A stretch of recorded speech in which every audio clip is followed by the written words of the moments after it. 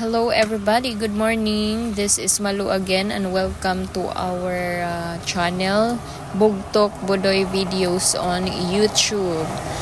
So, ipapakita ko nga sa inyo, no, yan po yung ating mga pigi-pigi.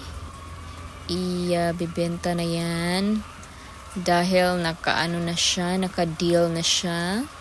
So, yan ang mahirap, sa mga backyard hog racing kasi mura lang ang bili tapos ang mahal na nga mga pagkain nila. Nakakaloka talaga. Pero yun nga, wala ka naman magawa. Alam nga naman, mo yan,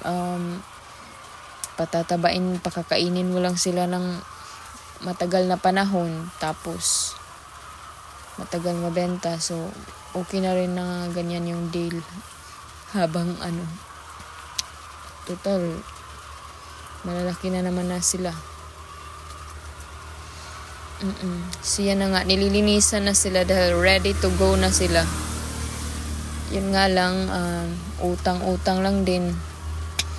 Ang tao talaga hindi na bubuhay pagka walang utang. Diba? Ganyan talaga ang buhay. Ang buhay ay weather lang.